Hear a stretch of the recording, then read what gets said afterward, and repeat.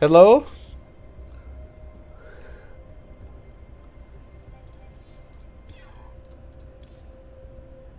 I can't hear you right now. No, I can't.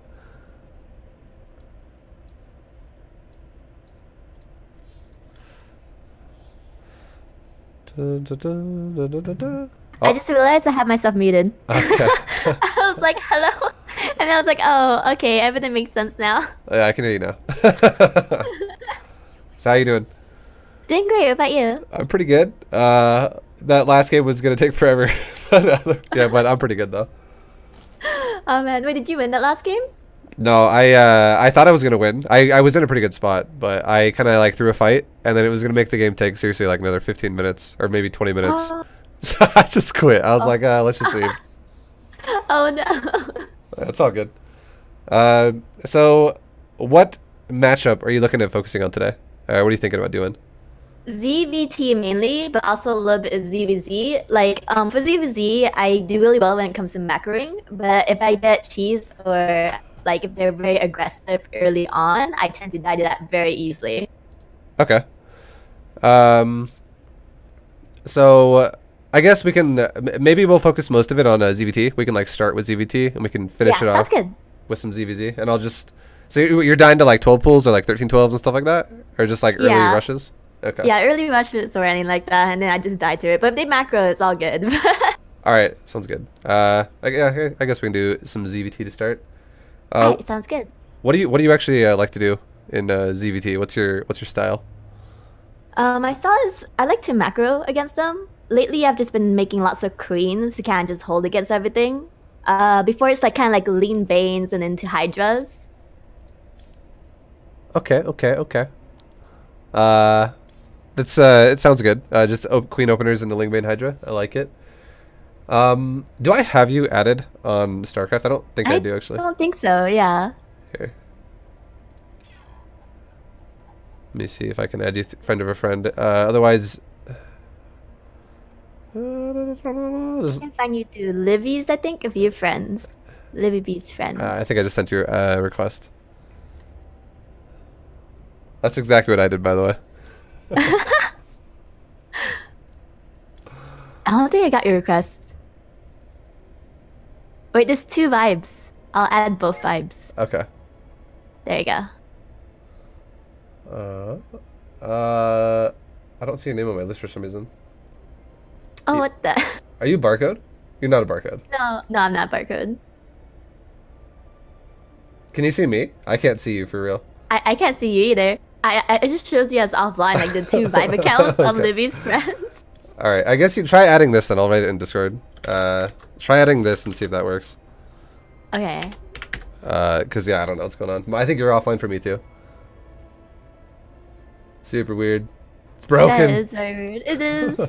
I sent you a friend request. Wait, it says your friend invite request has failed. Please try again. All right, we can do it like this. We can do it like this. All right, just go to the go to a chat. Go just type /join space vibe, I guess, and we can type in there. Join Vibe. And then, do you see me typing in here now? Let me see. Hi. I typed in there.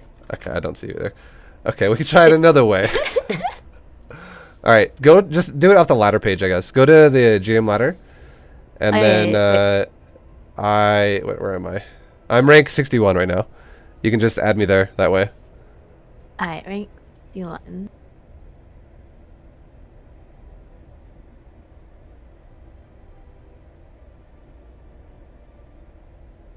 Oh, it says you've come online.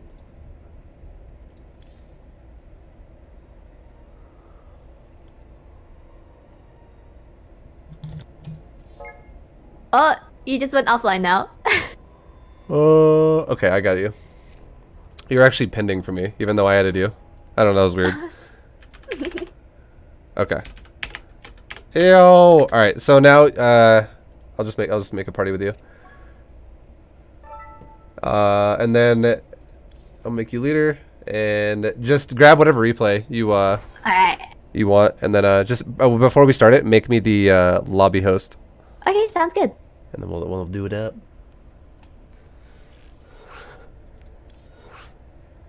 Thanks, Rob. You're such a lifesaver, dude. Alright, let's see. Promote to lobby host. Alright. Okay. So, yeah, I don't know. We're gonna... I'm assuming this game you try to go for Lingbane Hydra and stuff like that as well? I think so. I don't remember what this game is about. I think it's somewhere I was floating. I don't remember if I won or lost. Okay, that's all good. Either way. We can just... I'll just be kind of like... You know, I'm gonna pause it really quick and just kind of get like an overview of what you kind of want to do.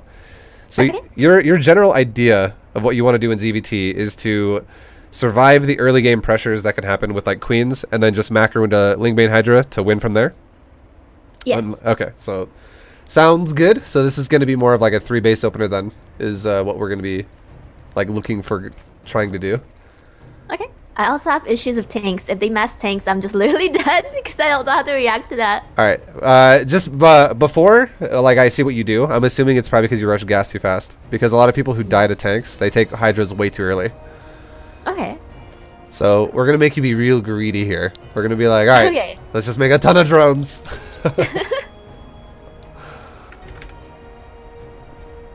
All right. So it's kind of minor so far, but you don't actually have to 16 hatch against Terran. A lot of times you can actually, I would say it's a good idea against Protoss and Zerg. And if you want to do it against Terran, it's still not a big deal. But against Terran, it's very, very, very rare a Terran is ever going to scout you early enough to block your hatch anyways. Okay. So if we're thinking about things that are economical, 17 hatch is going to give you a little bit more greed, just by a smidgen, a little tiny bit. And on top of that, same thing with the gas timing of your build so far. You went gas before pool, and I feel like the only time you should ever go for this is when you want to be aggressive. And if you're not going to be, yeah, if you're not going to be aggressive, it's actually more economical for you to actually delay your gas a little bit longer. Maybe go for like a, if you were to do a build that was like a 17 hatch, an 18 pool, and then an 18 gas. Your gas would be starting basically when this gas you've currently built is actually finished. So it'd be like a gas delayed by about like 20 seconds, let's say. Which is just going to let you maximize your larva better, because you see how on your hatchery right now you have 2 larvae sitting there? Yeah. That wouldn't happen if you do a later gas and you do a little bit of a later hatch. I'm gonna type this out so I don't forget. All right, yeah. So you said it's 17 hatch. Yep, and then 18 pool. 18 pool. And 18 gas. 18 gas. Exactly. All right. And then you drone up to actually what you want to do as well is you want to drone up to 20. And the reason why you do this is because if you send one of your drones when you're at 20 to your third, you can actually send a drone there before the Reaper actually gets across the map, and you can leave it there. You don't actually build a hatch right away, just hide it at your third, because the most annoying thing for a Zerg player who wants to macro is when it is where the Reaper's just cutting your third off, and he's like, I'll just sit here forever, you can't expand. So it sucks. So yeah. I hate it. What's up? Oh, I hate it when that happens. Yeah. That happened to me so many times. Yeah, it happens all the time. It sucks. And then the other thing too here is, see how your hatchery right now has 12 out of 16, or it did a second ago? It's that things like that is what really crushes your own economy, because you're falling behind with just your own income, even though you're going to be defensive anyways. So yeah, if we just change up your initial opener that we just talked about, it'll help a lot, just to initially get your build going a little bit faster. Okay. And then we'll look at scouting as well. For scouting, always, no matter what map it is, have your very first overlord go to the right around the base of the ramp, like right here, right about there. Wait, let me check your stream so I can see. You can't. See, can you see my pings in game? You should be able to see. No, I can't. Oh, okay. It doesn't show it in game. Hey, go to the little like the player bar and make sure it's on everyone, and then see if you can see my ping then. Everyone? Okay, let me see. I still don't see your ping. Okay, I don't know. I'll just tell you. Like, it's the unbuildable rocks at the Terran's base. Like, it's like just at the bottom of the ramp at their main. Oh, okay. The main right here? Yeah. So you because the reason why you do that is because the overlord it'll see multiple things. It'll see not only if he expanded at the natural, which is great for you because it tells you that he's not all-inning you, but also you'll see really fast if what he's gonna go in for a build. And based on the reactor timing, it tells you what he's doing, basically. Okay. Like if a Terran player is going to take a factory right at the same time as he starts a reactor. So the reactor and the factory are both going to finish around the same time. You know he's going to go probably into like a 1-1-1 build or just a Hellion opener. Whereas if he makes a reactor on a barracks way before the factory, so let's say the reactor is like 90% of the way done and the factory just started, it's going to be a bio opener. Like maybe a 2-1-1, like a 16 Marine or some shit, something like that. Just okay, this is good info for me because like I can never tell what the hell they're doing. Yeah. Okay, wait. Can you repeat that for me one more time? Yeah. So the time. Yeah, no worries. So if a reactor starts the same time as a factory, it's a Hellion opener. But if the reactor starts way sooner than a factory, so if you see a factory just starting and the reactor is like almost done, which means the reactor is going to be done for a lot longer, it's bio opener. It's Marines. All right, got it.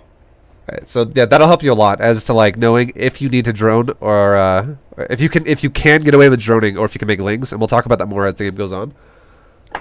But yeah, super huge to scout that all the time. And then I would say it's a great idea too for your second overlord to chill over the front of your natural, because here I'll pause it one more time just because this is also kind of important. If your overlord chills at like the like kind of like where the ramp is in front of your natural, you'll see if the Terran player is going to proxy you in any way, because you'll see bunkers and like you'll see SCVs walking up to start building bunkers, which gives your overlord enough time to react to fly away and not die. And it also then gives you enough time to react to be like, oh, I need to make Zerglings because he's all-inning me. He's proxy 4x or something like that. But it's kind of risky to send your overlord further out. Like I saw you scouted further out down this map, and if you would have somehow spotted some barracks, that would have been great. But if you would have built barracks in like a blind spot that you haven't seen yet, like let's say he built his barracks to the right of the minerals at your third, and you actually didn't catch wind of where they are, and now your overlord's out of position when it was flying out, you would actually be blind to bunkers going up, so you wouldn't know at all. So it's like it's kind of risky to scout with the overlord because you might not actually go where they are, where the bunkers or where the barracks are, if he's proxying. Alright, sounds good. All right. I like your lings so far. 6 lings is good. 6 lings is super safe. I like that you pulled 2 drones off of gas when you got speed. That's also like super important. It's a good way to keep your economy going. But about right now, if you did the build the other way, like we're talking, okay, you actually have a third going down anyways. But I was about to say you'd have a third already going down right now. I would say your third, the way it's kind of gone this game is maybe delayed by like 6 seconds. It's not super huge. Mm-hmm. But your speed, the big thing I want you to look at here is, and your bait nest too, watch how much time goes by this game from when your speed's done and when your bailing nest is done, and what happens with your lings and banes. Like I was saying before, if you go for a really early gas like this, it really only makes a lot of sense if you want to attack them. Because if you make this stuff way too early defensively, all it's doing is slowing down. It's almost like the same thing as if the Terran player walked into your base with the Reaper and just killed 4 drones and left. Because it does that much to your economy. It really slows everything down so hard. So when should I be making a Bane nest? So that kind of comes with scouting, and if you see a Terran player open up with a reactor for the factory, I would say you want to make a baneling nest at like the normal time of when you'd start Zergling speed with 18-18 or 17-18-18 like we talked about, and then off of 1 drone mining gas, you just start a bane nest as soon as you can, and you're fine. And then you can resaturate your gas back to 3 when your natural is fully saturated, and if you need to make banes, you can make banes if you want to open up with Ling Bane style. But if your opponent's going to go for like the bio style, like a Marine opener, you don't actually need a bane nest until you start a layer. And I would say you should also prioritize your gas like expenses kind of like this. It'd be like you get link speed, you take 2 drones off gas. You then don't have any drones on gas until you're fully saturated on 2 bases, and then you could take a second gas at like your natural or something like that, and also resaturate your main gas. And as soon as you hit enough gas to get double Evo upgrades, that would take priority over a layer and over a bane nest against bio. And then next after the upgrades, you would get a layer, and then after a layer, you would then make a bane nest. And the reason why you do it then is because a bane nest is not at all required early game against bio. You can easily stop it with Queen Ling. which also allow you to be really greedy. And then the reason why you get a bait nest right as you start a layer is because a bait nest is a little bit faster at producing than a layer is, like in terms of build time.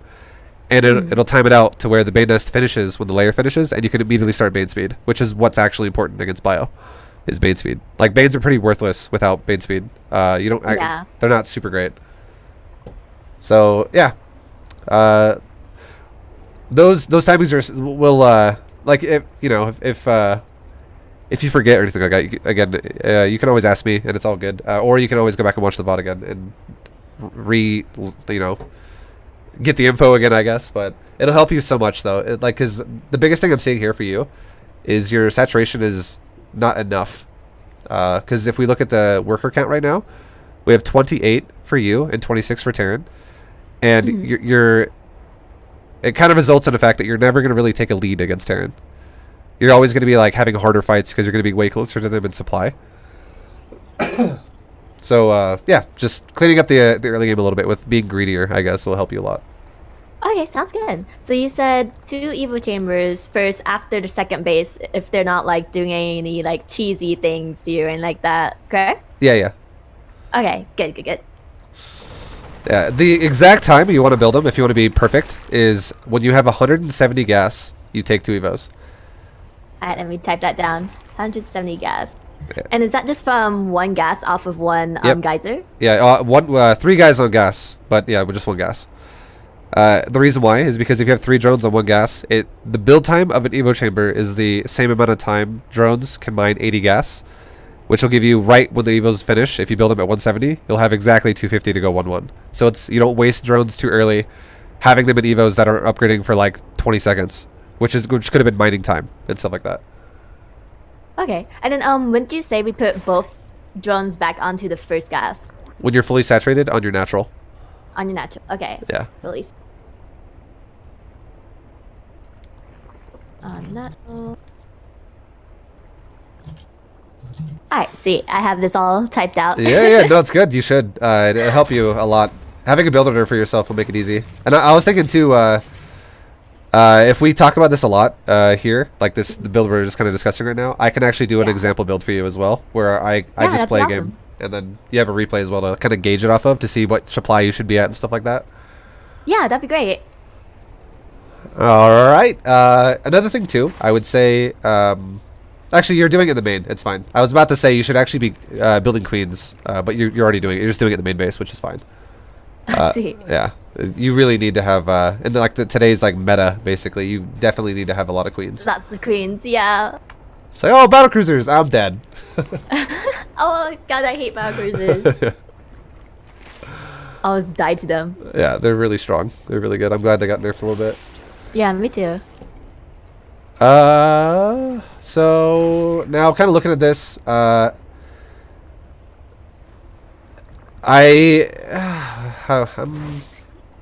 keep forgetting to leave some links on my queens there, so I just keep getting scared of that Reaper. Yeah. It looks like it's about to die though now. Yeah. Okay. Going back to this again one more time. I like that you actually scouted into the natural, the main of your opponent a little bit and saw what tech he's doing. But, I would say leaving an Overlord over there. Did you lose an Overlord actually? Did he kill? Yeah, he killed it. Okay, never mind. That's more understandable. I was like, oh, wait, something died. But yeah, I would just, if that ever happens, if your Overlord if you scout in and your Overlord dies, always try to send a backup one over there. As well, unless it was killed by a Viking, then I understand not sacrificing the Overlord again. Because the only reason why is because it's a great idea to have an Overlord up there because it actually tells you a lot of information.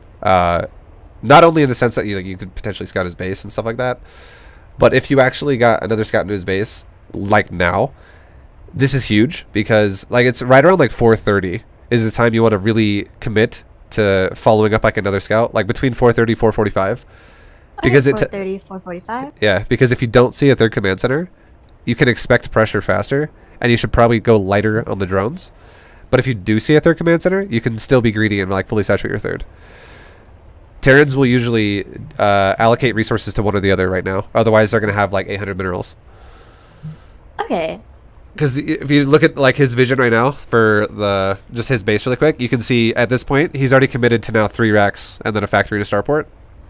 And you cannot, it's physically impossible to build depots, to also maintain full production in all of these production buildings, and also to take a 3rd base. You can't do that as Terran. You have to pick one or the other. So if he's going to go for this production heavy style right here, it probably means he's going to go for a timing. And he's also got tanks, so he's going to go for like a marine tank timing. So if you just have like, if you recognize this and you kind of scout and see it's going to happen, and you just overmake a little bit of Ling Bane, because even if you have like a 3rd base that's only half saturated, you're still ahead because you're fighting a 2 base Terran with with a 2.5 base. So you're still mining more than he is, which means you're going to be producing at a little bit of a better rate than he is. And once you like crush a timing, it kind of just sets the pace for the rest of the game, where you're just like, okay, I'm just going to go ahead and win now because I have a huge lead and it's easy at this point. Hey, sounds good. Yeah, so 430, 445, super important scout timing. Always try to like get in there if you can.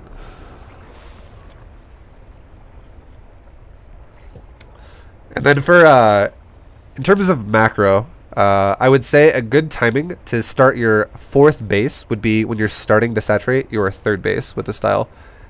Okay. Yeah, it sounds like super greedy, and your hatcheries are like scattered everywhere.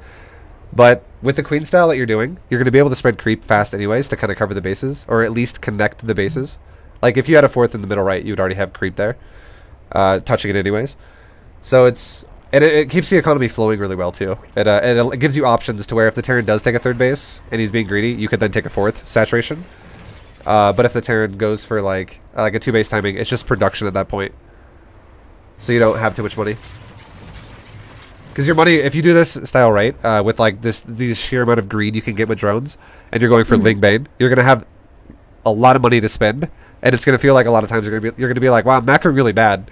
But you're actually not. You're actually not at all. Like, cause even when I'm playing this style myself, I'll be with like 4 hatches and like 1,500 minerals at like 6 or 7 minutes. I'm like, what the hell's going on?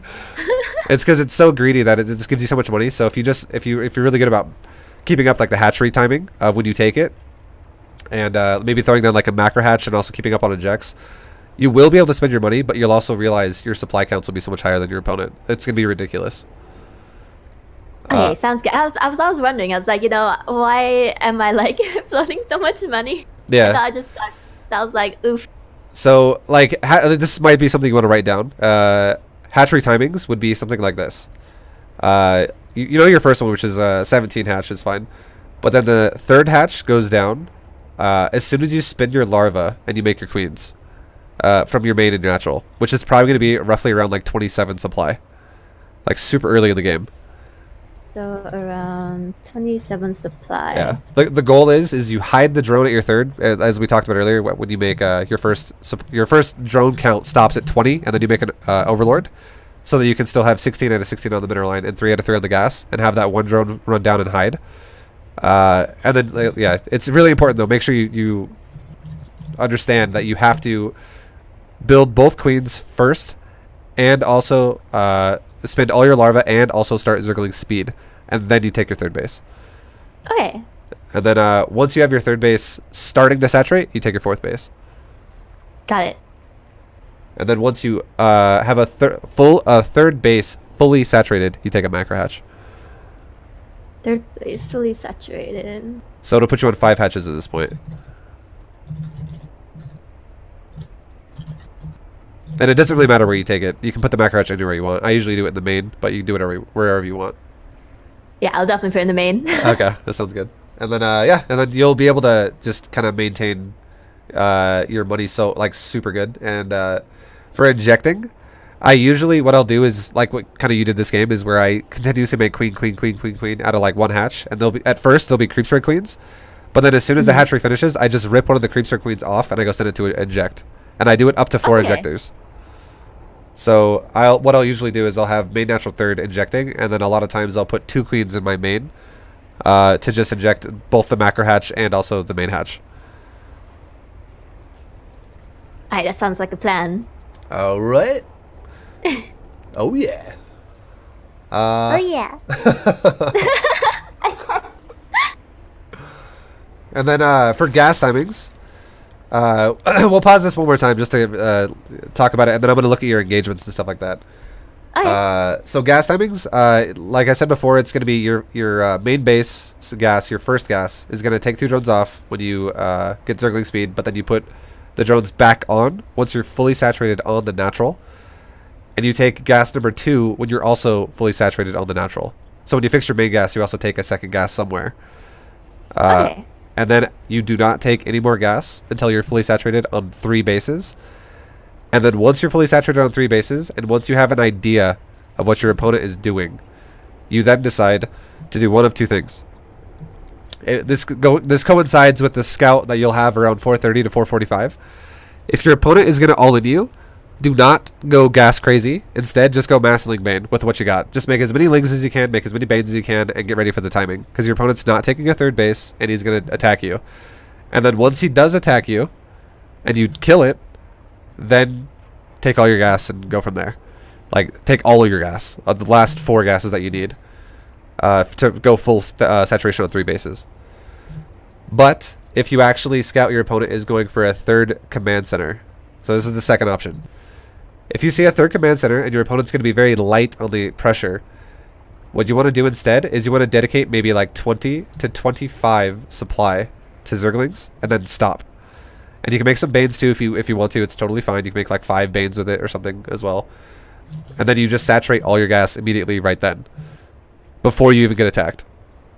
Because your opponent, even if he does attack you, it's going to now become a harass instead of an all-in, because he's going for a 3rd base. And that's pretty much it. And then once you have all your gas saturated at your main and your natural and your 3rd, no matter what happens, that's when you actually build a hydroden. So you build a hydroden when you take all the gas. Alright, so build.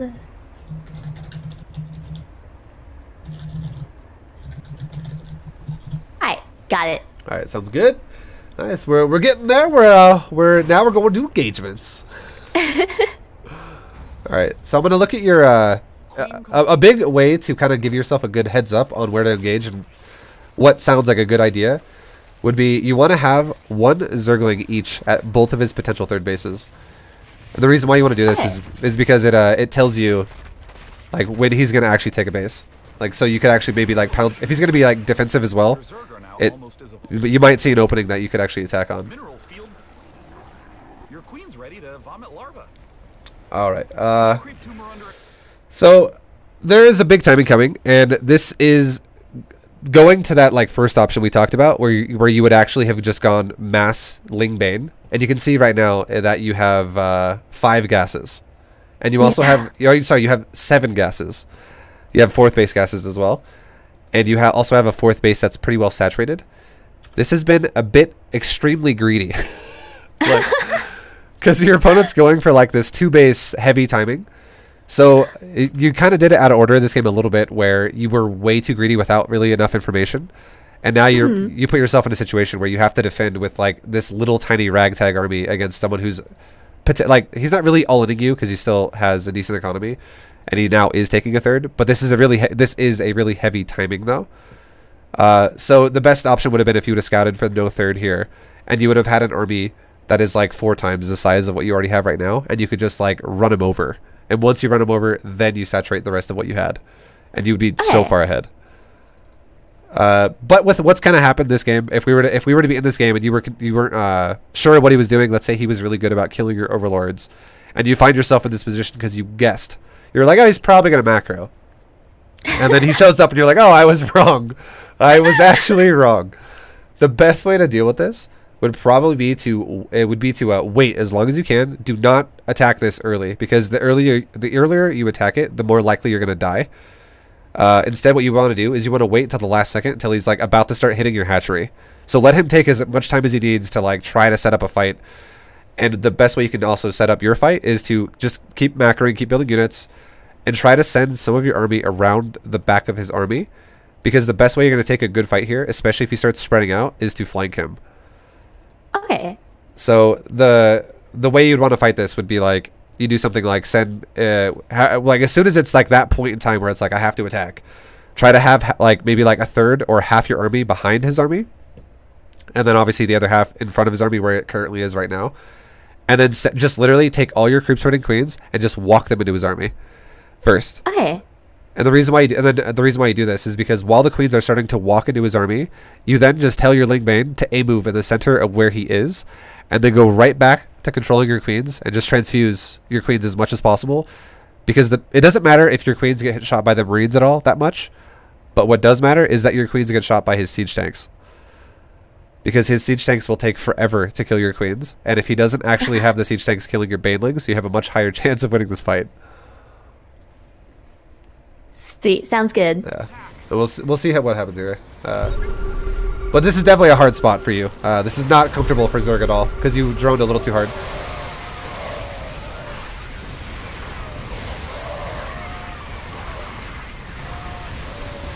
You still managed to win it out though, which is great. The queens definitely helped a lot there. They did take a lot of the damage, but yeah, just keep it like it was still good enough. But just keep in mind, you could have actually probably won that fight even harder if you would have flanked it.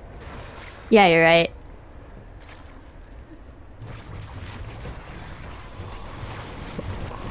Damn, nice spore coverage. Oh, you just eliminated one Liberator super easy.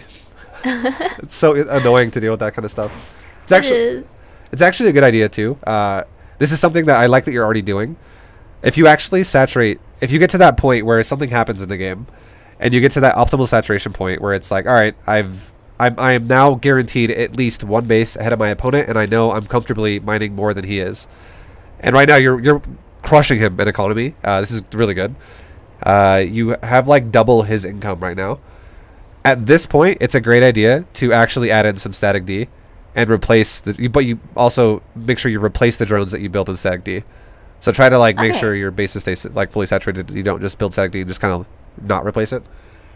Because it'll just give you this like defense against multi-prong more or less, where it's like it's going to be less stressful for you because now your opponent, when he tries to multi-prong you, now he has to deal with static D rather than you having to deal with multi-prong without anything prepared. So I like that you're already doing it. It's good.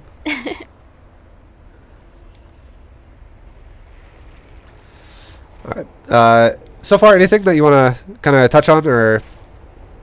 No, I think I'm pretty much good. I have everything written down of what you told me. All right, sounds good. So I want to make sure I'm not going like talking way too fast here. Sometimes I get carried away. Oh no, you're good. All right. Yeah. So right now, if I were you in this position, what I would do is I would get ready to scout a optimal place, like an optimal location to attack, and also at the same time prepare for a potential fail at that attack. Which means I would scout for a third, and I would also prepare for in-game, which is kind of what you're doing. You're doing the in-game part where you have an infestation pit, now you're going for a hive. This is really good. You don't ever want to get your build like stale, like kind of stagnated in this like forever layer type situation, which a lot of Zergs happen to kind of do. Because the great thing to do here, if your opponent can't die to Lingbane Hydra, would be seriously just add Broodlords, and you're just going to have a much easier time breaking potential turtle Terran. But like right here, I would say this is not, if you take this fight, this is not the best place to fight. What you should... Yeah, I don't... Okay, so if you do or don't, it's totally fine. But I'm just going to say this anyways, because I just want to make sure you always think about this when you're in a situation like this.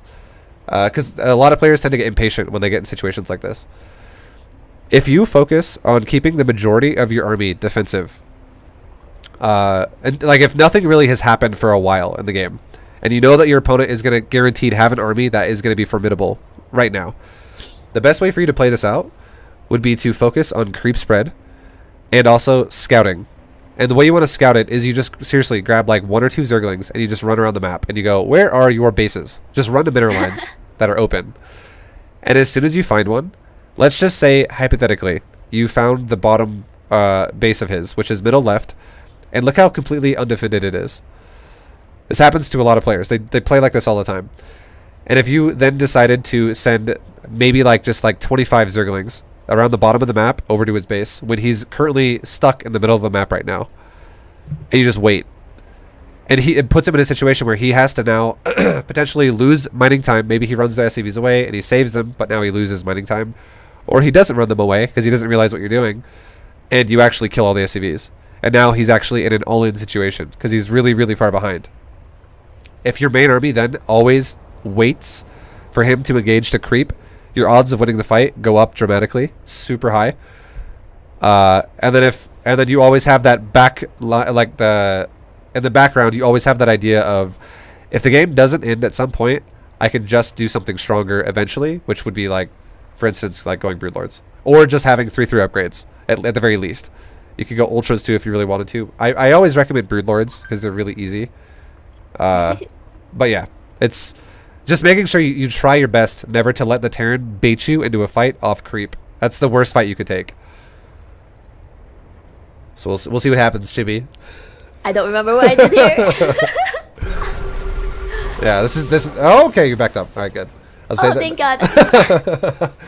Yeah, it's what would happen in that fight is you would probably just trade like, seriously, like probably 25% less efficient than you could trade on creep. Like your army will just die off a lot faster before you actually start killing things, because you don't have the. To me too many times. Yeah, exactly. A lot of players get baited into it. They're like, oh, he's there, a fight, kill him, go.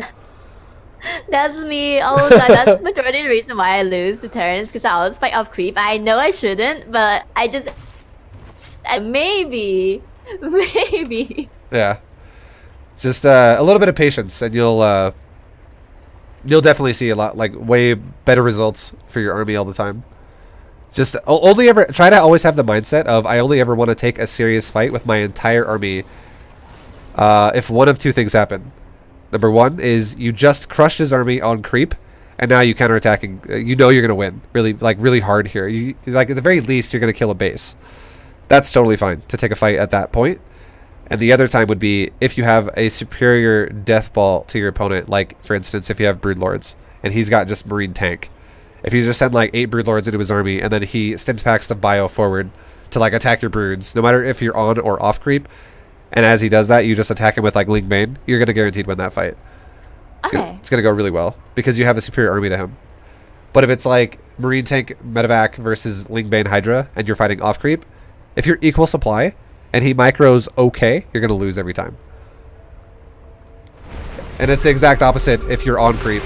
If he micros okay but he's on creep, you're going to win the fight every time. Like, it's just, creep is so important against Terran.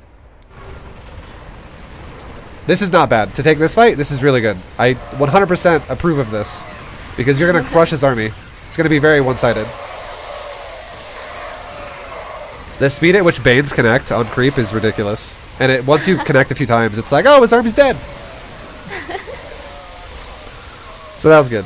And now you have this massive supply lead because he took a fight on creep that he shouldn't have. And you won! Hey! We did it! But yeah, I would say just give a little recap of that game. Biggest things to work on would be the overall opener of the build, and like I said before, I'll give you an example build for that, just to give you like a time trial to compare yourself against. Okay. And then scouting for sure.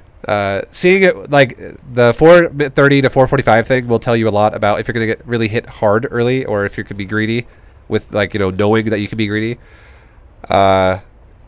Based off if you see a 3rd CC or not. And then also scout for a 3rd base at his 3rds with the Zerglings periodically. And that'll also tell you if there's like a vulnerable base you can harass. So what time do they normally take their 3rd for Terran? If a Terran's going to be a standard Terran and he's going to go for like a 3rd base really fast, he will take a 3rd probably around like 5 minutes.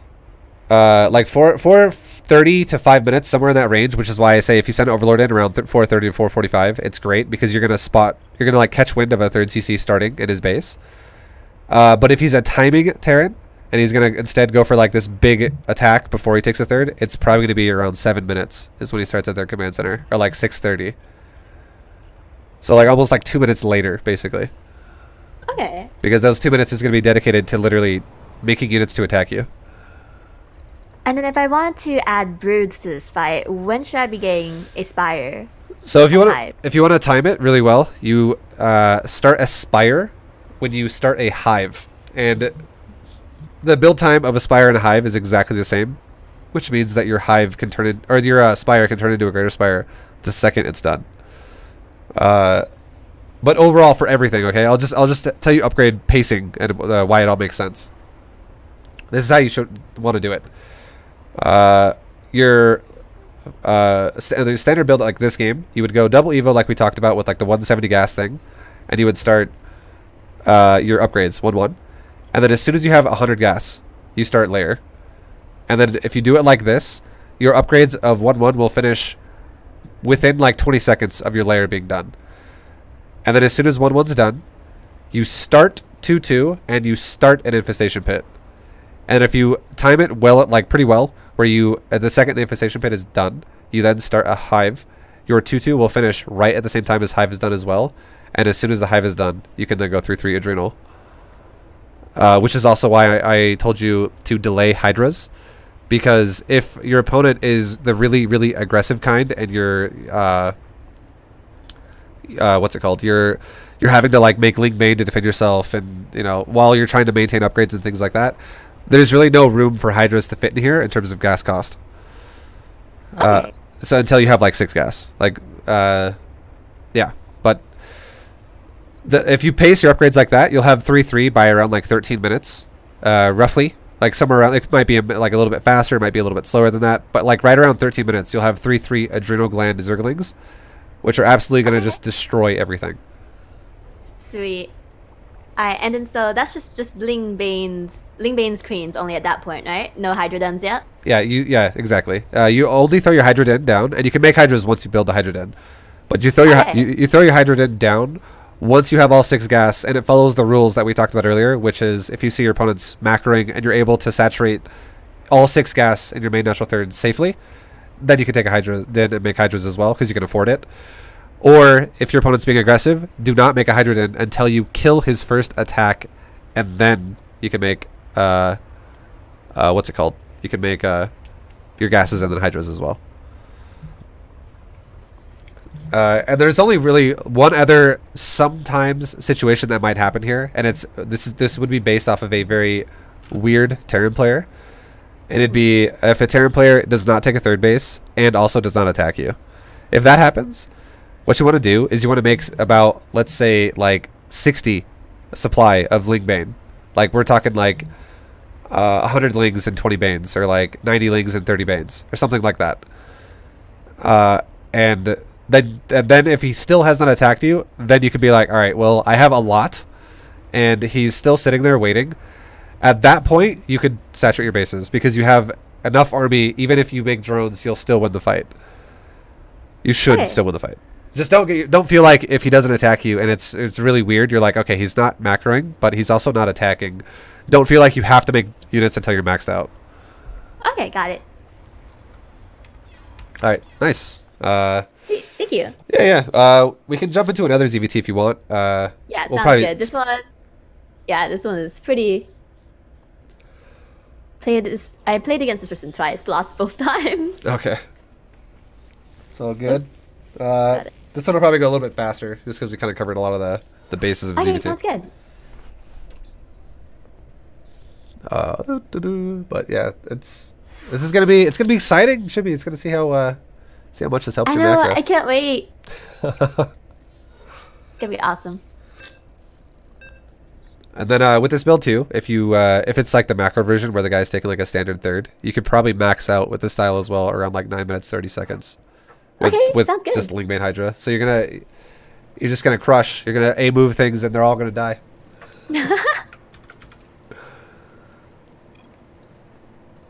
All right, so I'm gonna watch and this whole replay in like kind of like times 2. I'm just gonna kind of quickly go over little things again. So your Overlord is kind of like on point right now or actually no, it's kind of going a little too far south, I would say. Again, I obviously he didn't play new games since we just previously talked, but just try to remember always to scout towards like the destructible rocks on the base of the ramp at the main. Just because that's perfect place. And second Overlord, always keep it in front of your natural until your natural is like done, basically. Because just imagine again if he was proxying your third right now, the top one, and then now he's building bunkers in the fog, and you don't know that. And then as your hatchery finishes, it finishes into like a bunker being loaded with Marines, and you're like, oh god, I'm dead.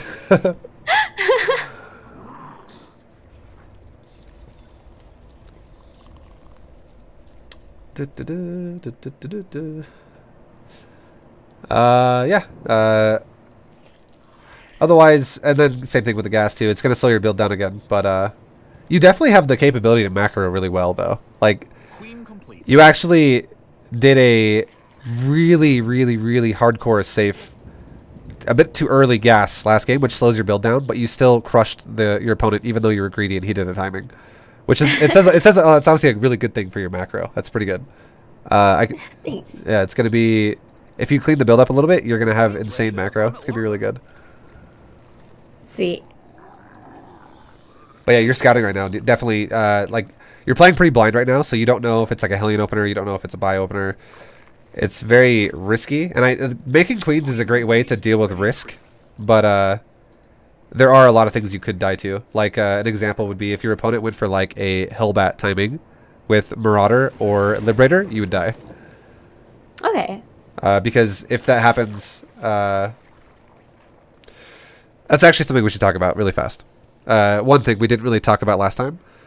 Do you or do you not like to make roaches early game? I love making roaches. You do? Okay. So I would actually recommend that your bio, the bio opener, if you realize, okay, he's got a reactor really fast on the barracks, it's going to be Marines, you can do the double Evo build into a Baneling Nest and you're totally fine. But if you see a Terran player who's going to go for a really fast factory with a reactor, I would recommend actually making a Roach Warren instead of a Bane Nest, because a Roach Warren is like 10 times more efficient than Hellbat timings. Or, sorry, against Hellbat timings than Banes are. Banes are kind of weak if the Terran splits up Hellbats at all, or has like a Liberator poking you, because a Liberator can just pop your Banes and stuff like that. Okay. So the timing of when you would, I guess you can write this down too, just as like a brief like well-rounded idea for every game of ZvT. If your opponent goes for a reactored Hellion opener, make a Roach Warren after your first inject pops off your hatchery and you spin the larva, which is going to be around 40 supply, like roughly 40. Around 40 supply. Because you don't want to make it too early, because then you'll have larvae sitting all over your hatcheries and you can't spin it. But if you if you make it right after your first inject pops off and you spin it all, you can you won't delay larva really at all doing that, and you will also don't need the roaches that early anyways, because really what you want the roaches for is once he has like 6 or 8 Hellbats or Hellions in general, and that's when you need roaches. But he can't have Hellions that that high of a number that fast. It takes a while to build up to that, which gives you more than enough time to build the Roach Warren when we said. And then as soon as the Roach, sounds good. Yeah, and then sorry, the other thing too is once the Roach Warren's done, you make your roaches immediately. You'd make like 5 roaches. Just stop at like 5 and you're good. And if he, I guess if he all-ins you and you're like, oh my god, this is so many Hellbats and just like a lot of attack, off of 5 roaches, you can make more. You could be like, all right, these 5 roaches are initially going to stop the fight or stop his army and defend me. And at the same time, I'll make more if I feel like I need to. But if it's just a few Hellions, you don't need to make more, and you're fine just staying on 5 roaches. And then you can go. Should I make more queens as well? Yeah, you can keep making queens too. Always make queens, no matter what. The pacing of it all is kind of like you build like your first 4 or 6 lings for the Reaper, and then you'd make an additional set of lings to go up to like a total of like 14. So if you make 6 lings, you can make like 8 more. If you make 4 lings, you can make like 10 more. And the timing of when you would take the extra lings is right as your speed is about to finish. So if your speed's like 80% or 90% of the way done, start the extra lings that you need. And this is just in case he's the kind of Terran player who likes to run 4 Hellions into your mineral line and try to kill all your drones. Because the lings then will be able to like surround him, and your queens and lings together will kill the Hellions very, very easily. And then that's it for lings. So you'd be done if you're going to go for a Roach Warren. And then you would do the Roach Warren like we said. You'd do your first inject, spin all the larvae, and then you make a Roach Warren. And then once the Roach Warren's done, you make 5 roaches. And then from here, it's the same thing again. You saturate, like full saturation of 2 bases, take your gases back the same way that we talked about. Same gas timings, basically. And then you scout the Terran at around like 430, 445. And if you see a 3rd CC, off of 5 roaches, you can fully saturate 3 bases. you'd be fine. But if he does not have a third base and he's going to do a really big timing, you have to start making whatever makes logical sense to you, I guess. Like if it's something that is like I don't know, like tanks or something like that. Maybe you want to make some Zerglings with it. If it's like a bunch of Hellions, maybe make more roaches than 5. And then there you go. That'd be like your safe opener. It's a little bit more confusing, I guess, than the bio style, because bio style is Ling Bane beats all, and you're like, oh cool, I won Ling Bane, yeah, cool, I'm good to go.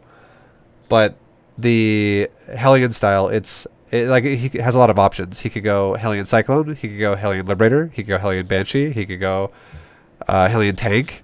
All these things kind of are a little different, but generally speaking, if you just to make it easier, you'll be making queens no matter what, so you have all the air covered for that, which is great. And if he goes for anything that is not Hellion Cyclone or Hellion Tank, make more roaches. But if it is Hellion Cyclone, you want more Lings, and actually make a Bane Dust like as fast as possible as well, because you want speed Banes against that too. It's really important. And if it is Hellion and Tank, just make more Lings as well, and you can make a few roaches extra, but just make a lot of Lings too, and try your best to like take a good fight with your Queen Ling Roach, and yeah, that'd be the best thing you could do. Okay, so you said if Hellions and Cyclones, to make more Ling Banes, and then of course Queens and a couple roaches, right? Yeah, like this is all hypothetical. If he's 2-base owning you too. Okay. If he's 3-basing you, you can just go back into your Ling Bane Hydra style every time. But if you don't see a third at the scout that we talked about, and you see something that's like, oh, he's got 3 factories, and he's doing a big timing, and he's got a lot of Hellion Cyclone or a lot of Hellion Tank or stuff like that, then yeah, you need more. More of whatever we just said. If you want me to recap any of them, I totally will right now. But yes, that'd be okay. Nice. All right. So again, it's 2-base, 2-base only. If it's like a mass production 2-base all in from Terran, that goes mech. Hellion Tank, keep making queens, make a few roaches extra, go to like 10 roaches, and then just make Lings as well. And always engage with your queens first, the same way we talked about before, where the queens take the shots of the siege tanks, so your other units stay alive longer. If it's Hellion Cyclone, same thing, go up to like 10 roaches, add more roaches, and then just add on a Baneling Nest as well, really fast, and go Ling Bane Roach. And stop making queens on that one. Like, you can stop at like 5 or 6 queens and you're fine. Queens are actually really bad against Hellion Cyclone. And then if it's anything else, like you can get away with or hold on, that's not true. If it's mass Hellions, if it's like mass Blue Flame Hellions and some air units, make more roaches. Just only make roaches. And that's pretty much it. And then you're pretty good. And then if it's Thor's roaches again, just roaches. All right. Okay. I think that's it. I think we covered it all. Perfect. And okay, hold on. There's one more. There's so many units. If it's Widow Mines, if there's a lot of Widow Mines mixed into it, make Roach Ravager. And the reason why is because you can actually outrange a Widow Mine with a Ravager Corrosive Bile. And it takes 2 Corrosive Vials to kill a Widow Mine. And that's pretty much it.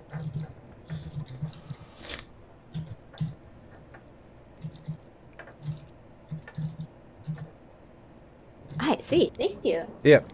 Alright, I'm gonna speed this one up because I want to touch on the ZvZ today as well, and we'll also do the game of the time trial thing I was talking about. Okay, sounds good. So I'm gonna fly through this one a little bit faster. Yeah, so this guy's doing a Hellbat timing with bio.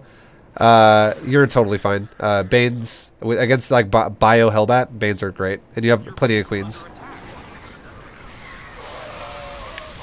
You reacted to this really well because you didn't actually saturate your third like heavily before this happened. If you would have had a fully saturated third here, you would have died. Oh man. So you guessed correctly because you didn't actually know what he's doing. You're so blind right now, but you guessed correct, so that's great. It's because I played against him earlier, and Oh, I okay, was like, okay. but he did something different though, because the first game he played against, opened up with 2 Reapers and went like full Hellbat Hellions, like tons of Hellions. Okay, yeah. And this time he actually went like a little bit bio. Yeah, that makes sense though. If you knew he's an aggressive player, it makes sense. Now though, now that you just defended that timing, 100% you should be going crazy on drones and taking a 4th base. Because you can actually see he's got a 3rd now too. He's actually trying to land his 3rd around 7 minutes. And you should have a 4th base that's probably done also around, or at least like halfway done, around 7 minutes as well. And it doesn't have to be fully saturated at that exact time, but like you have the option to go, all right, I can drone my 4th if I feel like I'm safe. Otherwise, you know, I get ready for another timing or something like that. Okay.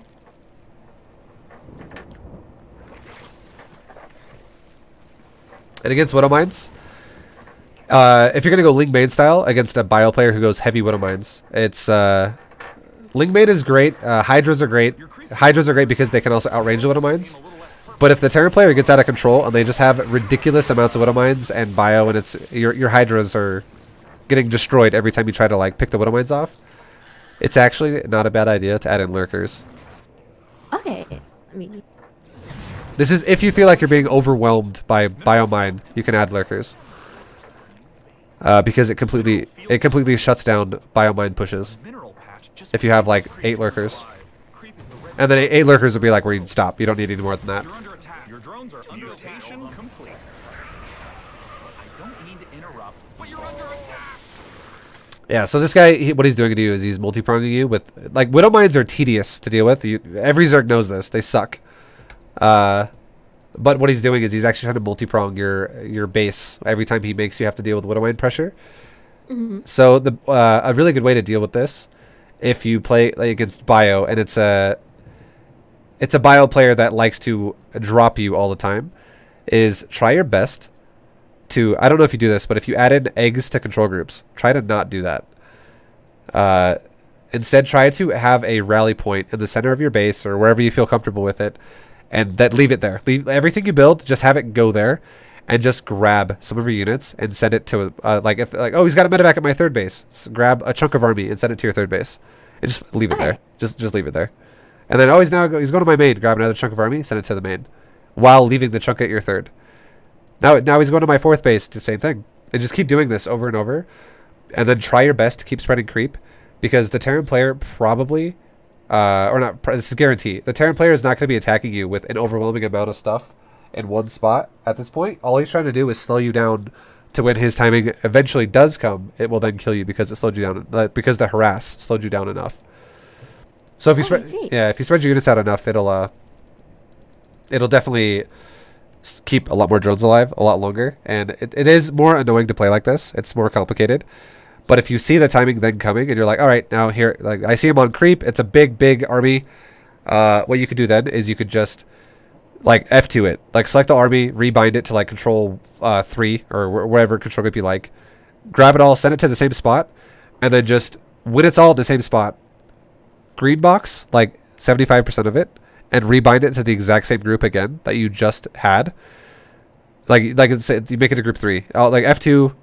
Control 3, send it all to the center of your base again, then green box 75% of it, control 3 it, and the reason why you do this is because then it will leave like 25% of your army back to do the same exact thing again. Because if this guy drops like 1 medevac at your 3rd again, 1 medevac at your main, now you have army that is sitting there that you can be like, go to the 3rd, go to the main, while you have the majority of your army clumped up to deal with his main army as well.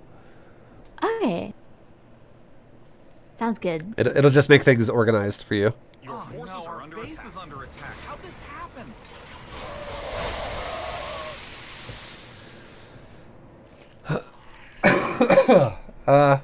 And then yeah, always scouting for 3rds and stuff.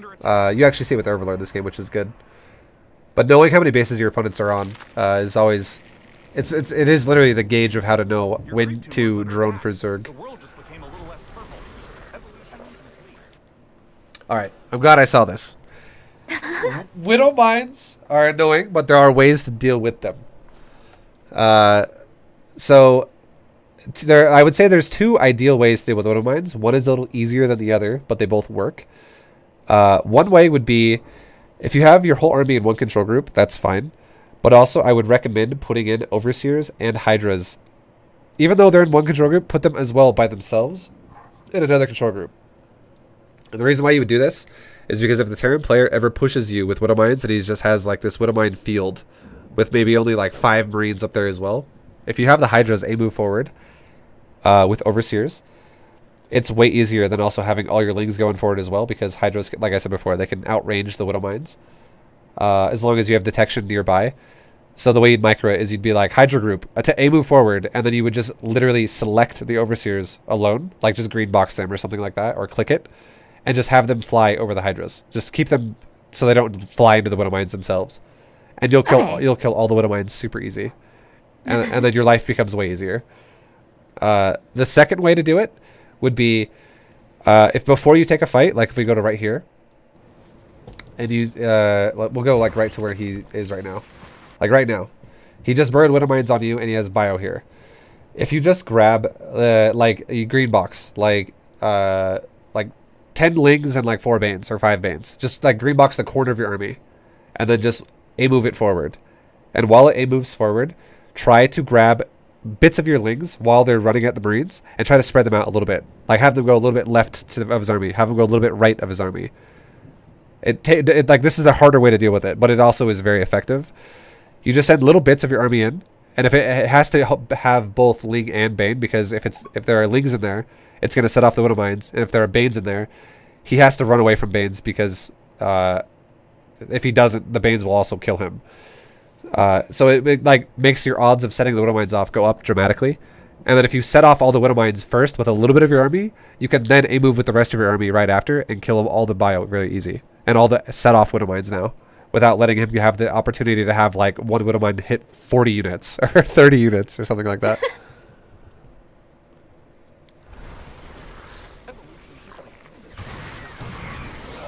Your queen's ready to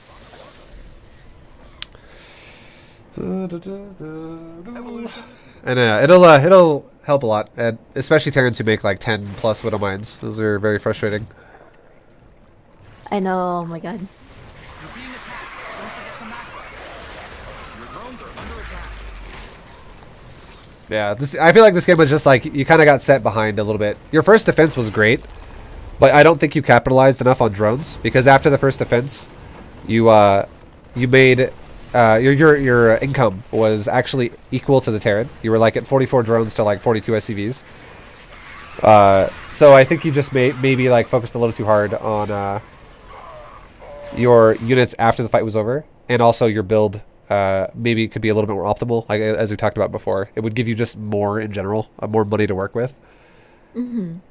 And then yeah, I feel like it just kind of like cascaded to a result of like all things combined to a result of you just getting overpowered, because him also then attacking your third that one time when he distracted you, that was kind of just like the tipping point where it's going to be really hard for you to catch up. And about the only way you would come back in the game then would be if you had something cost efficient, like a Burrowed Bane or a really juicy Fungal, or like a Lurker that could like wiped out an entire line of units. But if what's up? Oh, I was gonna say that'll be amazing if I could see that Lurker just wipe out his army. Yeah, right. But like right now, if you ever find yourself in a position where you know you're behind, you can't ever win the game if you just make units that collide and like a move into him, basically, like Hydra Ling and Bane if they're a moving into him, because he'll just have too much DPS and it'll just wipe out your stuff before your army really wins. You'll always take inefficient fights, basically. Okay. So that's kind of important for Ling Hydra Bane. This is more advanced, but I'll tell you anyways. Like this is like really, really high level stuff. You should never just stay on Ling Bane Hydra if you feel like you're behind. But for now, I would say don't worry about that. Worry about that later when you feel really, really comfortable with the build and stuff like that. Maybe you want to add something else into it. But for now, just work on trying to always stay ahead with Ling Hydra Bane. And one of the best ways you can do that too is like we talked about before, where you harass your opponent with little bits of your army and you always fight defensively on creep for engagements, and that's going to make you always feel like you're going to be ahead. That's awesome. Sweet. Yeah. All right. Let's I'll really quickly give you an example build, and then we'll look at a ZvZ really fast, and we'll Okay, sounds good. we should be good then. Hell yeah. Alright, just make any map. Or your host, actually. Toss me lead and I'll make a map really quick. I got you. Notes leader. You should see my notes right now. It's so long. Yeah, no, it's good. You should take as many notes as you can. And if those aren't enough and you're like, wait, I was confused. What does this even mean? You can always go back and watch the VOD again. Exactly. But that's it's good. It's way better to do what you're doing now because it makes you make the most out of a coaching lesson. Instead of forgetting like 90% of what you just heard and you're like, oh, I don't know what's going on. Yeah, so it's good. It's good. All right, so this game, you'll have the replay too. I would recommend just saving it, and you can title it whatever you want. But it's more or less just a time trial for you to compare your build against this. And if you have times similar to what I'm doing here, great, it's super good.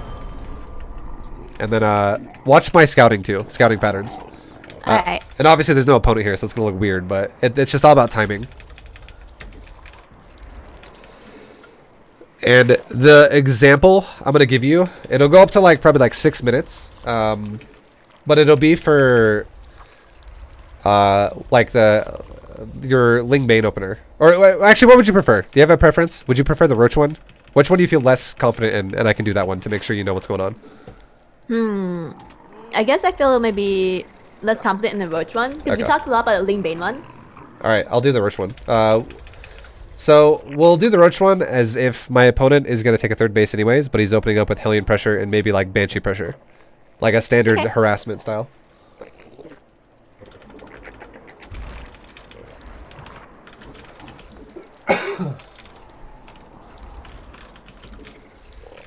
Alright, so 17 hatch, 18 gas, or sorry, 18 pool, 18 gas.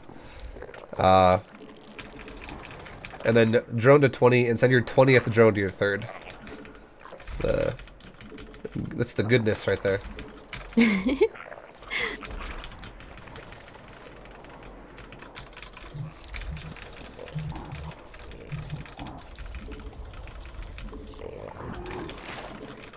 So for the 20th drone, is it the one that's just rallied from the egg and just rallied to your third, or you just Yeah, it's because this way you're gonna maintain it, and then watch my mineral line. It's gonna be 16 out of 16, and my gas will be 3 out of 3 right when it's done. And now we have perfect saturation the whole time. We don't have any suboptimal mining going on. And now the last drone can just go to the third because I won't be able to build it now anyways, but it's still early enough to get there before the Reaper would get there. And now my Overlord, now that my Natural's done, my Overlord can kind of go over to the main base of the Terran as well. Kind of like around the back. Sweet. And yeah, and now we're saturating our Natural. And then we just want to make sure we, right after we start Ling Speed, we can afford to take our third base. So here comes Ling Speed. And we just spent all of our larvae, we made our queens. And now right around like 28 supply, you can take your third. Just save for it. We could let's just say like oh, he's going factory reactor. As soon as you see that, go to the high ground in front of his base. Just hide the Overlord. Okay. Because you have a backup Overlord in the middle of the map here, that's gonna scout further in around 4 minutes. Like the 4-minute 30 thing. And now we would have Lings and Queens defending and stuff like that. We're keeping our larva relatively low, and we're still trying to add in more Queens. And then you can have like your third Overlord kind of scout the front of your base like this, just to give you a heads up if something attacks you early, like Hellions. Okay. And then your fourth Overlord and your fifth Overlord and stuff can all go around like the back of your base and see if he's gonna like have Banshees or Liberators or something coming around the sides.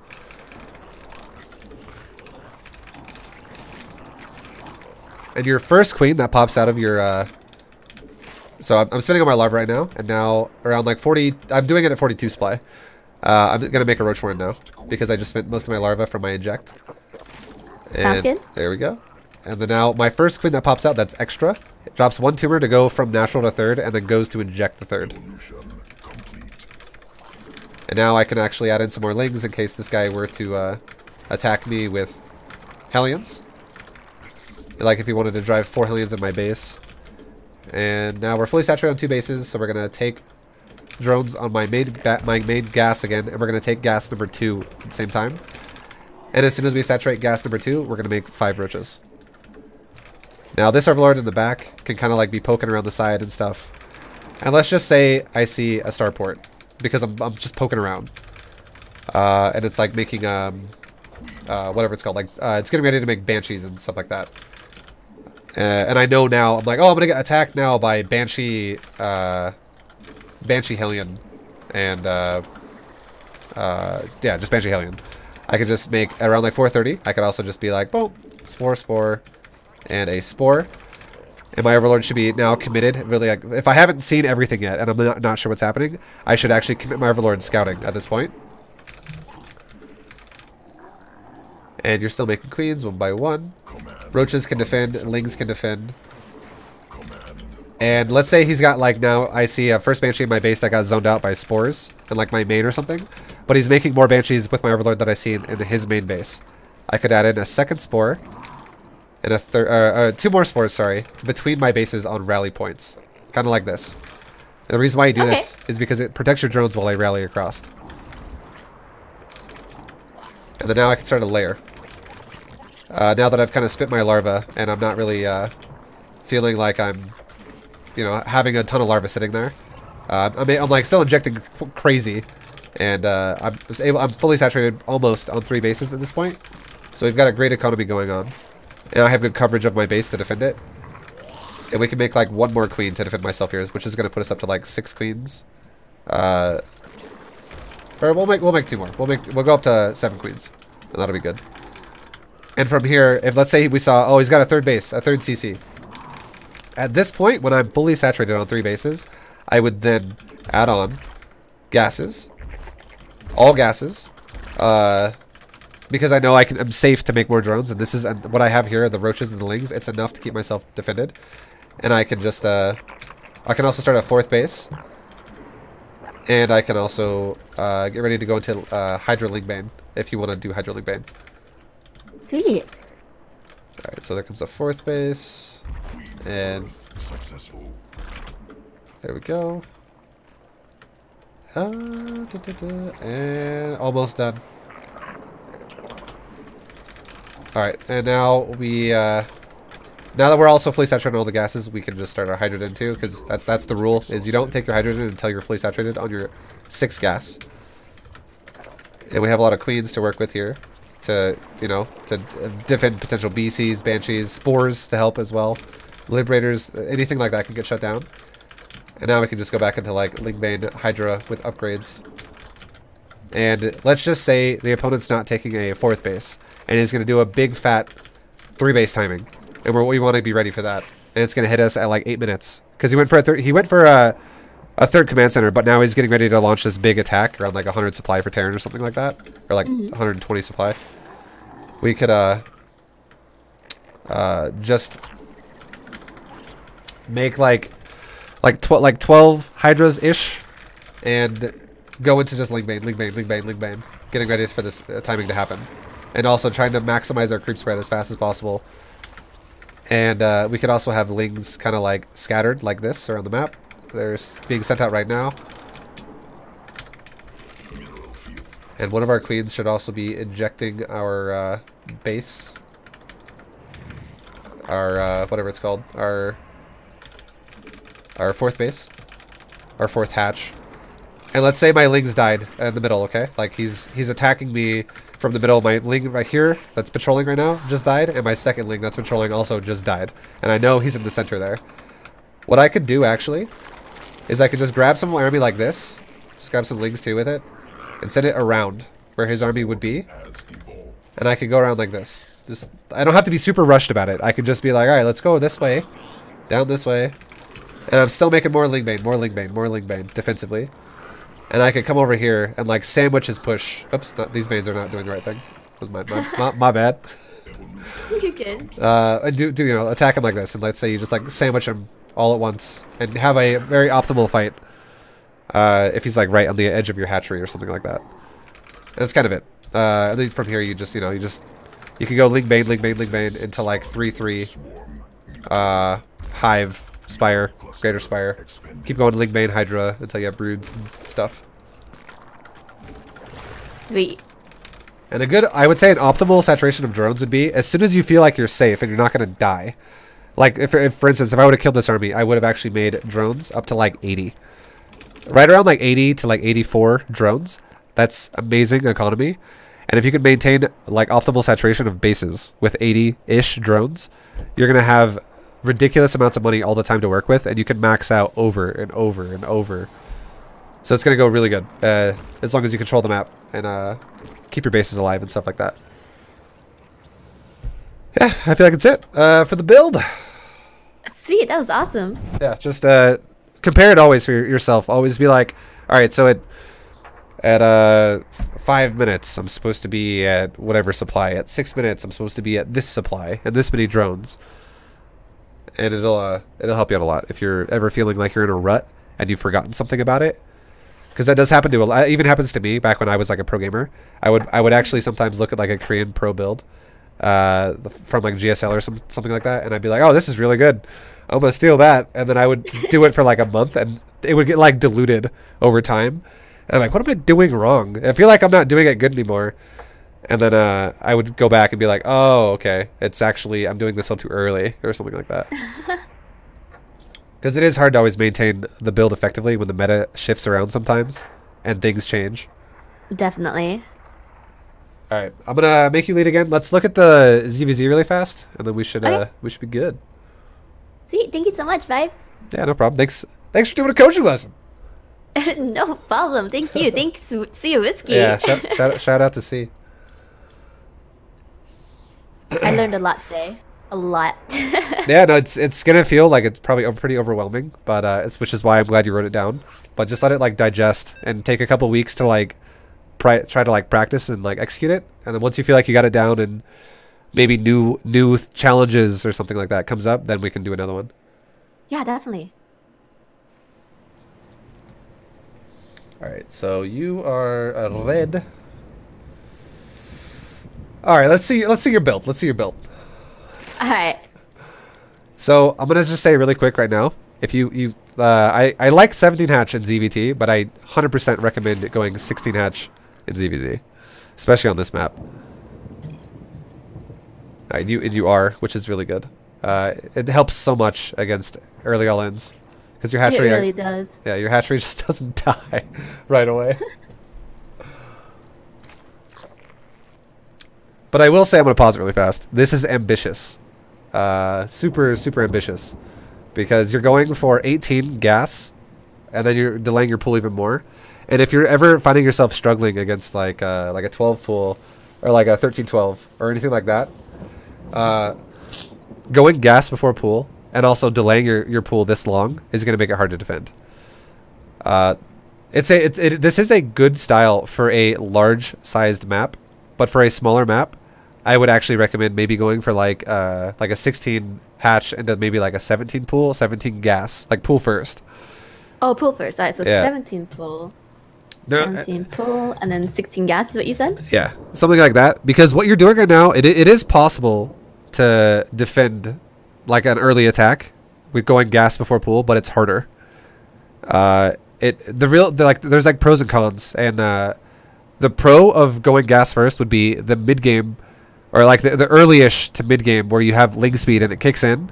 You're going to be strong at that point because your link speed kicks in really fast. So maybe if your opponent's speed is a little bit later than yours, you have the potential to like run him down and kill his lings and stuff like that. Or maybe keep him defensive and you can be aggressive with like a link bane timing. Those are the pros of going gas before pool. But the cons are, yeah, it's good, but the cons are, sorry, I keep like interrupting you, but yeah, sorry, I just gotta. Oh no, you're good. The bad side of it would be, if your opponent does a hatch or a pool before making a hatchery, you're gonna have a harder time defending it because your lings are gonna be delayed just that much longer now to defend your hatchery. So if it's a 12 pool, 13-12, anything like that, you're just gonna have really delayed lings, and you're gonna have to drone micro to not let your hatchery die, and it's hard to drone micro.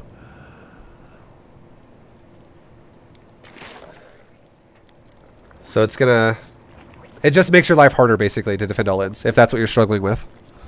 Oh yeah, it definitely is. I actually just made the mistake of going 18 gas. I didn't mean to, but I was like, oh shit, oh wow. No, it's all good. I do that. I honestly do it all the time myself. But I will say I've lost plenty of ZvZs because I take my pool too late. Because it makes the defense like so much harder. And here's another thing too. This is a good tip. I'm gonna go back for just a second to right around here, right around when you started in Overlord. So it's actually a great idea too, if you're struggling with like early Ling pressures. Do not build your drone up to 19 supply. That's totally fine, but don't use your larva after that until a little bit later, because right now if your Overlord spotted Zerglings running past it on the map, and you have no larva banked up, it's going to be hard to defend that, because now you're like, by the time the Lings get to your base, you're going to have maybe 4 when he maybe 4, maybe 2, maybe like 2 more on the way after. But your larva is basically being fully utilized right now in terms of macro, and your opponent might be fully utilizing his larva in all-in and like really heavy timing attack. So if you actually delay the Overlord, what happens is your natural finishes anyways, which gives you supply that you need. And you could actually save up 3 larvae out of your main base. Like 2 to 3 larvae. It depends on when you take the pool. But if you go for like a 16 hatch, 17 pool, you'll have roughly 3 larvae sitting there if you see that he's making Lings really fast. Which you can make right away. It's the second the pool's done, you make Ling, and it's way easier to defend it. But if you don't see Zerglings, let's say it looks like he's playing standard, and you don't actually want to make Lings now. If you make an Overlord at 2 minutes, you don't actually cap your larva, and you don't really supply block either. And your build goes just as normal, just as normal as it was before. It just gives you that safety net in case he is all-inning you, if you wait till 2 minutes to build an Overlord. Okay. So it'll help a lot. It'll just give you extra Lings to defend all-ins with. And then, seeing your opponent's natural, I like that you're scouting it. It's very important. You always want to gauge the timing of your opponent's natural to yours, and you can see right now yours finished roughly around the same time as his, so you can kind of assume that you both went hatch first. It's not a guarantee, because some people do the weird pool like before Overlord build. So another factor to kind of pay attention to, if you're watching for it, would be if you see 2 Overlords crossing on the map with your Overlord. If like he sends both past your first one, you can automatically be like, okay, it's a macro build. I'm not being all-in. But if you only see 1 Overlord, even if you see a natural like this, sometimes if you only see 1 Overlord, you also have to be kind of worrisome about the fact that he might have actually gone for this weird pool hatch build pre-Overlord, and he only has like 14 drones. Okay. But just keep it simple. Just pay attention. Like for now, pay attention to the hatchery timing. If you see it like it's the same as yours, you should be fine most of the time, and that'll be good for now. Sweet.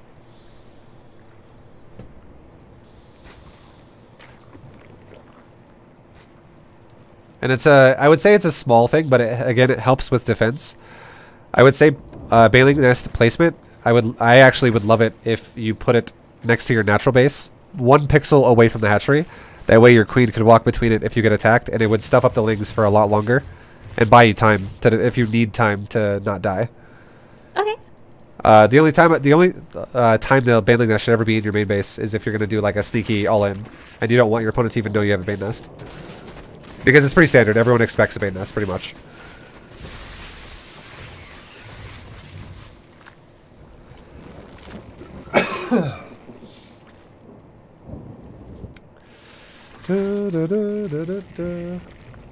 I always take my gases too fast. Yeah, you're like Livy. She does it too. She's like, I love Mutalisk. I just want mutas now. I would say your layer is a little bit early, unless you have seriously the idea of you want to just rush mutas out. No, you don't? Okay. Yeah, like I want to, like I don't know. I feel like my micro of mutas is terrible, so I always feel scared to like use them. Okay. So here's a better way to play it out then for you. If you plan on going for like, you're gonna go roaches, I assume then. Yeah. Okay. So here's a better way to play it out for you. Instead of going for a layer this early, and instead of taking your gases at your natural this early, what you should do instead is once you have like good saturation on your natural base, we're talking like 12 plus drones. You can put 1 more drone that you took off on your main gas, put it back on. This is going to be enough basically to give you Bane production, and you can also start getting ready to go into roaches a little bit later. And the way you're going to kind of do it is you'll gauge kind of how the game goes. You'll scout here and there with your Ling Bane, kind of like you did already. You'll see, is this person taking a third? Am I getting attacked really heavily? Is, you know, it's ZvZ is really crazy like that. Like either player could just be like, no, time to all in now, and I'm going to do it. Like the game can just blow up really fast. But if you just play the defensive role with Ling Bane, if you want to do that, and you want to go into Roaches, just make enough Lings to kind of run through his base. And what you're looking for is you're looking at your own mineral lines, and you're looking at his mineral lines, and you're comparing. That's how you gauge if he's all-inning you or not. Or if he's behind, at least. So if you're like, okay, my mineral line has a lot, and my natural. Like you can even look at the number. You can be like, okay, I have 13. And now you run those Lings into his natural, and you see what looks like 6. You can be like, all right, well, let's make some Banes, because very likely I'm going to get attacked in a second. And sure enough, a lot of times what will happen is a Ling Flood flies out of his base and attacks you. However, if you scout his base and you see, oh, I got like 13 drones, and he has also like 13 drones, you can be safe. You can feel safe to be like, let's make more drones and not have to worry about it. The hardest thing about ZvZ is repeatedly doing this. And you want to do this seriously if you can, like once a minute in early stages of ZvZ. Because what it'll do is it will give you it'll give you indicators on when you should stop droning if you need to. If you need to prepare to not die, basically. And a perfect time to take your buildings would be your spawning pool. Obviously, you don't want to take the pool. It's the like 16 hatch, 70 pool is fine. Then like follow it up with like a 16 gas. That'd be totally fine. You take your Evo chamber before you take your Roach Warren, and that would be when you do not have a larva problem, basically. Which is going to roughly be around when you're like at 13 drones on your natural. If you've gotten to that point. And then, because you don't want to build your buildings too fast and be like, I have like 6 larvae and no money. Like it sucks if you're in that position.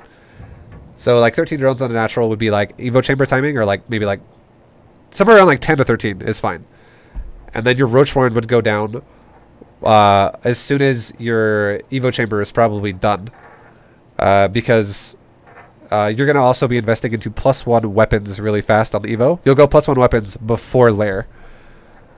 And then you'll get a Roach Warren like right after the Evo's done. And then you can go into like your next gas that you have to spare that's not being invested into like Banes. Can go into the lair itself. And you can go from there.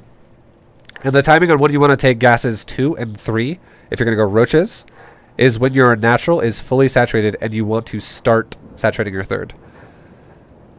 This way you don't undersaturate your natural again. Because the last thing you want to do is have 16 drones on your natural and then start making Roaches at the same time as also you start making gas and go back down to like 10 drones on the mineral line. You don't want to do that. You want to make sure you have 16 out of 16 like the whole time. As fast as you can and then stay there. And then once you have like 3 gases, stay on 3 gases until your third base is, keep scouting and stuff. And just make sure you know he's all-inning me or he's not. And you, again, you can always compare. Be like, does your third base have drones at it? Mine has 10. Yours has 0. If you see that, stop droning. Like right now. Just stop making drones. You start making Roaches because you're going to die if you keep droning. That's why scouting is so important here with the Lings. And then if it is a game, though, that is like you see that it's okay to drone because your opponent's also droning. Once you have a third base that is fully saturated, take gases 4 and 5. Like on your third or something like that. And then you can take your 6th final gas, like the 1 gas that's still missing in your main base, when your mineral line starts mining out. And that's fine too. And you can go to like Roach Ravager, Roach Hydra, whatever you prefer. And I would say good pacing of Roaches. If it's an all-in and you scout that, make mass Roaches. Just make as many as you can and try not to die. And you can go back to droning if the fight's over and you defended yourself, you have enough Roaches now to not die. Make drones and try to get to that optimal saturation point and then go back to Roaches. But if it's a game where your opponent is not attacking you and you're both macroing and you're both just making economy, as long as you're staying on par with him in drone count, like you see he's also droning, what the safe kind of gauges here would be you could make your scouting Ling Bane to have a few Banes, have some Lings, whatever. Like we're talking maybe like 12 Lings and like 4 Banes, And you can keep grabbing like 2 lings at a time to go like scout a base or something like that. And then as soon as your roach horn's done, you could do the same thing, kind of like how we did against Terran when they go Hellions. Make like 5 roaches. And the reason why this is going to help you a lot is because if you split your roaches up to where you have like 3 in front of your natural and like 2 at your third, you could stop your opponent, if he's also going to play macro-oriented, from baneling busting your mineral lines. Because a lot of players also like to just throw random banes at your mineral lines. And if you have 2 roaches, at least 2 roaches there, 2 or 3, 2 roaches is enough to one-shot a baneling together. So that it can't, it's much easier to pick them off before they get to the mineral line. See, that's great to know. And then also, if you have overlords seeing in front of your base that there's a lot of stuff there, obviously bring your banes over there as well and get ready to defend. Like a bigger timing, but that's also where your not only your Zergling scouts come in, but also your overlord scouts. And if you somehow miss the drone scout or the scout of his economy with your lings for whatever reason, like a baneling kills it and you're kind of blind, but now you see with your overlords that are well placed that he's pushing you, then yeah, then just make roaches again and just try your best to not die. Sounds good. Yeah, and that's kind of the pacing of how you want to do it. And last thing, the overlord placement. We should talk about this too. It's really important. First overlord, always scout his natural, and then pull it back to a safe location in front of his natural, to where it's not just going to die to a queen. Second overlord, keep it in front of your natural again until your natural is done. Kind of like how we do against how I showed you against Terran. You do the same thing against Protoss. And the reason why you do it against Zerg is in case this guy goes for a 12 pool and runs his lings around your overlord. It'll still give you time to react then if your overlord is in front of your natural by about an additional 5 seconds before it happens. Otherwise, he's just going to be smacking your hatchery in the middle of fog. So it gives you more of a reaction to be like... It reduces the chance that you'll make drones and be like, oh god, I made drones and now I'm just screwed. So second overlord, as soon as your natural's done, then goes out across the map to scout like one of his thirds. And then your third overlord, same thing, goes across the map to scout his other third. So you should have overlords at both of his thirds and like in front of the ramp at his natural. Or like at a safe location. So you'd have an overlord kind of where his lings are right now. And then at both potential thirds, like outside the ramp, so you can see any direction he pushes you from. And then your other overlords kind of just scatter out in the middle of the map, like in front of your base, in front of your natural, in front of your third, in the middle of the map somewhere, wherever you feel like is a good blind spot that needs to be covered. And then I would say once you have like a good like 4 or like 5 overlords on the map that are well placed, like your 6th overlord should probably go to like the back of your main base and scout that blind spot in your main, because this is going to help you deal with not only potential baneling bombs that somehow he sneaks into your base and hides, but also Niduses. And Niduses are more common now in ZvZ, I would say, with the Nidus buff. And that's pretty much it. Sweet. All right. Any questions? I did talk really fast there. Oh no questions at all. You actually went through a lot for me, and I had it all jotted down. Okay, cool. All right. I guess any questions in general for the whole session or anything like that, or anything you might want to... So what do you normally do if they go mutas and you're on roaches? Okay, so I'm glad you said that, because I like what you did with your queen. Your third queen, or once you have enough queens to like maintain injects on your natural, your extra queen at your natural should drop a tumor just like you did. And if your opponent goes for muta, what you actually want to do is you want to make like, again, like 5, go up to maybe like 8 roaches in case he also sends lings at you, and then you just make 3 spores per base, and you just drone. Per base. Make like a triangle to where the perfect way to make a triangle to where it covers everything is you put like the 2 points of the triangle would be kind of where between your gases and your hatcheries. Like it would be like not exactly on the gas though. It like you want it to be shoved into the mineral line just a little bit more, like to where almost like the edge mineral patch. It would have a spore right above that on both sides. You know what I'm talking about? Like both sides of the mineral line. Yeah, yeah. Okay, okay. I believe I do. Yeah. Okay. It's like barely touching the edge of the hatchery and just above the minerals on both sides. Okay, I think I know what you're talking All right, and then the third spore would be like where they would collide on the corner of the hatchery on the opposite side of the minerals. So like if you look at your natural, it would be the third spore would be kind of where to the right of the unbuildable rocks. Okay, to the right. Okay, I see. Okay, I see what you mean. So it's like the first two spores would be like in between the gas geyser and the mineral line, like behind the mineral line, but like in that little spot right there. The other one would be on the opposite side, and then behind the rock. Pretty much, yeah. You just want to make sure that your entire mineral line is covered to where you can't just idle Mitas in the center and just poke your drones. So no matter where he goes around your economy, he's going to get hit by a spore. And then your third spore covers the hatchery itself from getting killed. And then you also would want to have the same exact thing I told you about the Banshees when I told you to have rally point spores. Have like on this map, it's kind of large. I would say for like the distance between your natural and your third, you'd want to have 3 rally point spores. You'd want to have one kind of like near like the top of the ramp in your main base, in case he tries to fly up around the back and go like into your main a little bit, so that your drones don't die there. And then you'd also want to have one kind of like to the left of your creep timber that's going down right now to cover that area. And then you'd want to have one, if you look to the left a little bit more, like between the grass spots over there, like the weeds or something, one over there. So it's just like, it's like these like checkpoints your drones can go to where if the mutas decide, oh, I want to kill drones, they're always going to get hit by a spore. Sweet, that's awesome. And then off of this, you can just make mass drones. You can seriously saturate 3 bases if he goes muta.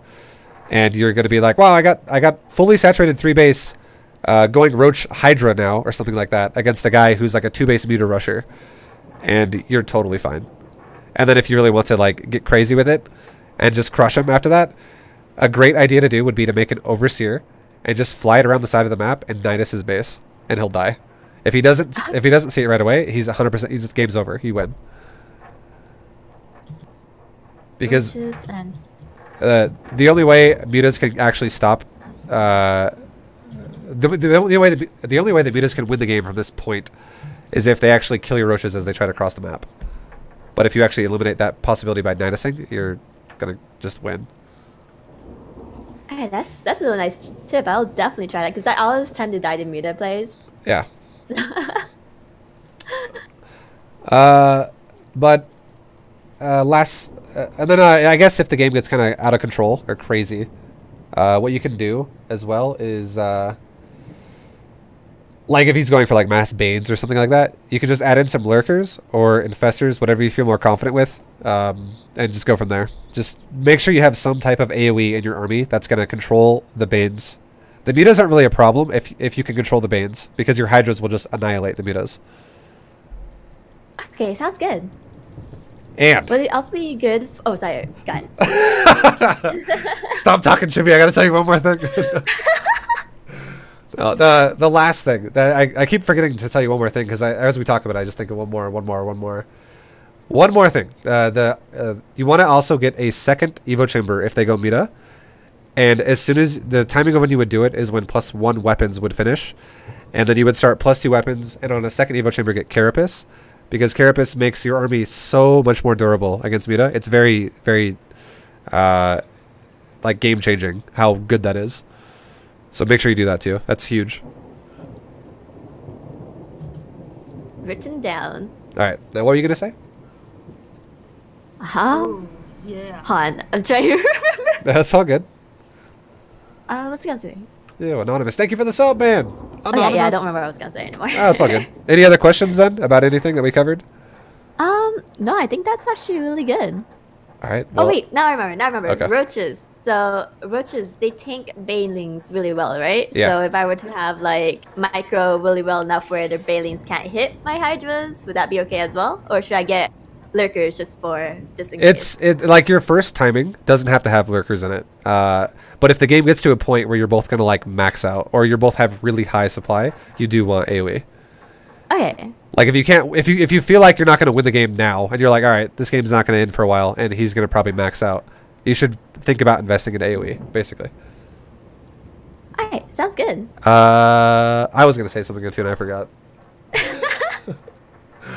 Yeah, no, I think it's good. Yeah, I think it should. That's a lot to soak in and work on. So, yeah, I guess I don't know. I good luck in the ladder, and that's a lot of info to absorb. And I feel like it'll probably be a bit of a struggle to adjust to it at first, but give it some time. Like give it like a few days or a week or something, and you'll probably start feeling like it's gonna help a lot. All right, thank you so much, ViBE. Yeah, thank you, and good luck, and yeah, it was fun. That was a lot of fun. That was a lot of fun. I'm really happy because now I have like a lot to look back on. Yeah, and again, if you happen to by chance like want to just find the VOD easy, I'll post it on YouTube too. You can just like look up like ViBE Livy coaching lesson, or I mean Livy, sorry, ViBE Chibi coaching lesson, and you're good. Yeah, that'd be great. Thank you so much, ViBE. Yeah, have a good one. You too. Good luck on ladder. See ya. Later. Bye.